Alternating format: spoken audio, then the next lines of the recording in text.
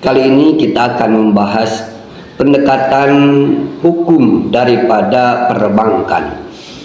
Menurut aturan kaidah fikih, ada dua kemungkinan pendekatan masalah pinjam meminjam di bank. Yang pertama, ada kalau menurut fikih namanya ariyah. Ariyah itu pinjaman.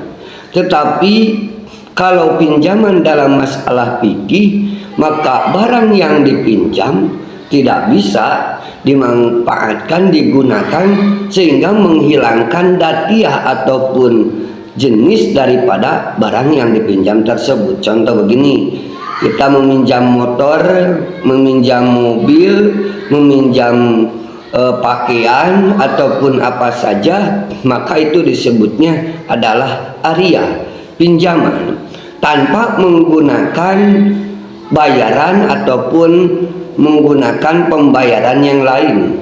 Ketika ada pembayaran terhadap barang yang kita pinjam, maka bukan disebut lagi ariyah, maka disebutnya adalah ijarah, sewa menyewa. Nah, yang masih dari permasalahan perbankan, pinjam meminjam di bank, apakah bisa dimasukkan dengan kriteria pinjaman atau ariyah tersebut? Sementara lebih dekat dengan kata rohnun, yaitu gadaian. Kenapa begini? Karena harus ada barang yang dijadikan jaminan ketika kita meminjam uang dari bank tersebut. Tetapi yang menjadi sedikit rancu, kenapa pihak bank tersebut tidak dinamai dengan pegadaian seperti layaknya pegadaian yang lain.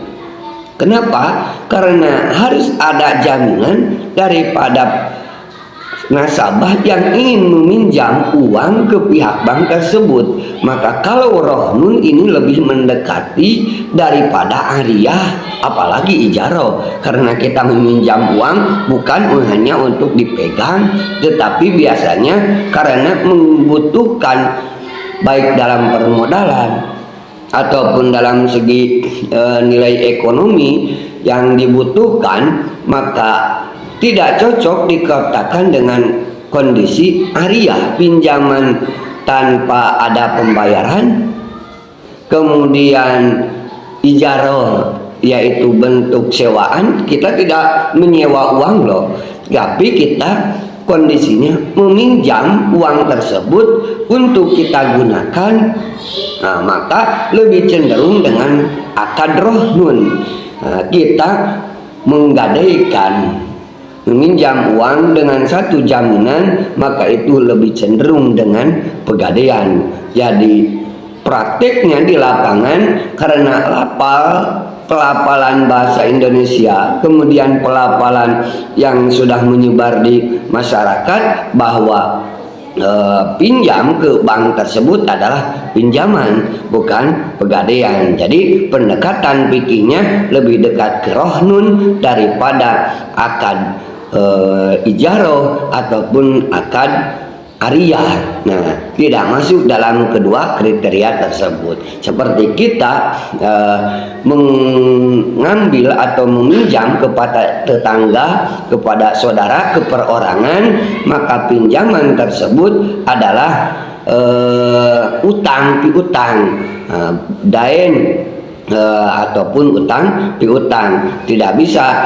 pinjaman dimaknai dengan pinjaman dalam kitab fikih atau kaidah-kaidah fikih yang disebut dengan ariyah. Nah, mudah-mudahan lebih jelas bahwa perbankan lebih dekat dengan rohnun karena ada jaminan, tidak termasuk dengan ya ataupun ijarah. Mudah-mudahan ada manfaatnya.